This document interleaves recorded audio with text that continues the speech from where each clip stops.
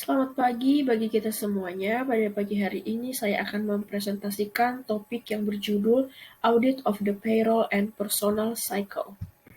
Nah, sebelumnya kita harus mengetahui apa sih itu audit siklus penggajian dan personalia. Nah, siklus penggajian dan personalia ini melibatkan pekerjaan dan pembayaran kepada semua karyawan perusahaan.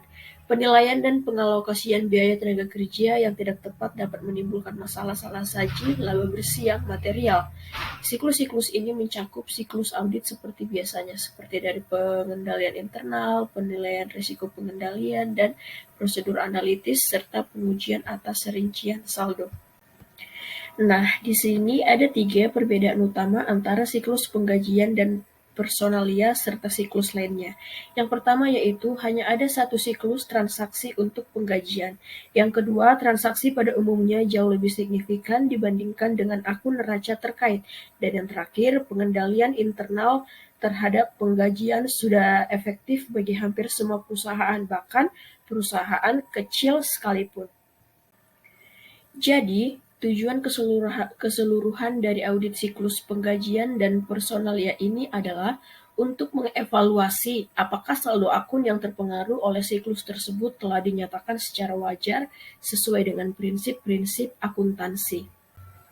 Siklus penggajian dan personalia dimulai dengan merekrut karyawan dan dengan membayar karyawan tersebut atas jasa yang mereka laksanakan dan pemotongan pajak oleh pemerintah, serta institusi lain dan pajak gaji serta manfaat aktual.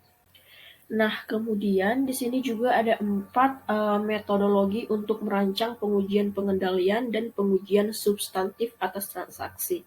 Yang pertama itu memahami pengendalian internal pada siklus penggajian dan personalia. Yang kedua, merancang pengujian pengendalian dan substantif atas transaksi. Yang ketiga, formulir dan pembayaran pajak penggajian. Dan yang terakhir yaitu persediaan dan pertimbangan kecurangan penggajian. Nah, kemudian memahami pengendalian internal pada siklus penggajian dan personalia. Pengendalian internal untuk penggajian biasanya sangat terstruktur dan terkendali dengan baik, yang bertujuan untuk mengelola pengeluaran kas, meminimalkan kecurangan penggajian, cek gaji, dan semua jurnal yang terkait serta catatan penggajian biasanya diproses dengan menggunakan sistem komputer. Kunci dari pengendalian pada siklus penggajian dan personalia untuk mengurangi risiko pengendaliannya itu, yang pertama yaitu pemisah tugas yang memadai, di mana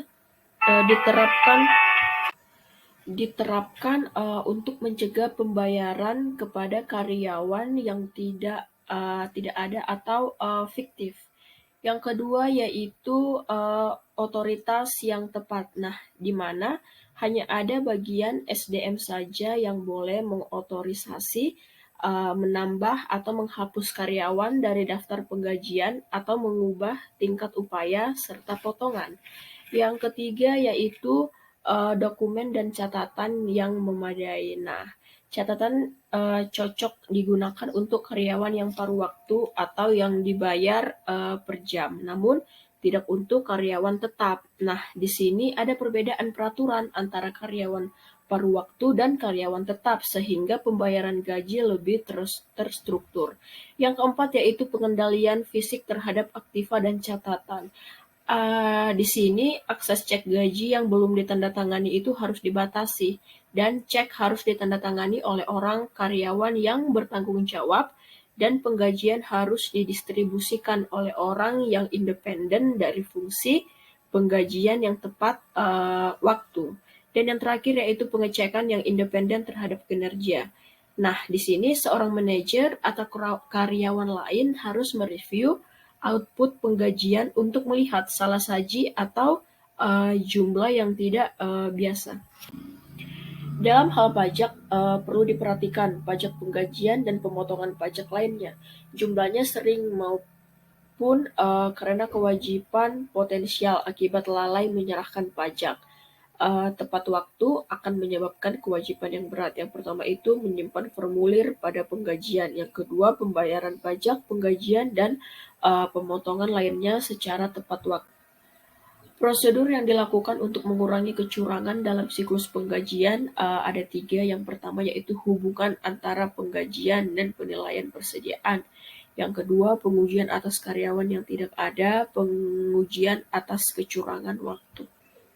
Nah, di sini juga ada 2 tujuan audit yang berkaitan dengan saldo utama dalam menguji kewajiban penggajian tersebut. Yang pertama, aktual dalam neraca telah dinyatakan pada jumlah yang besar atau asersi keakuratan.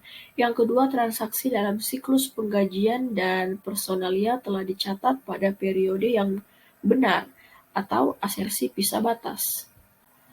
Sampai di sini presentasi yang dapat saya bawakan.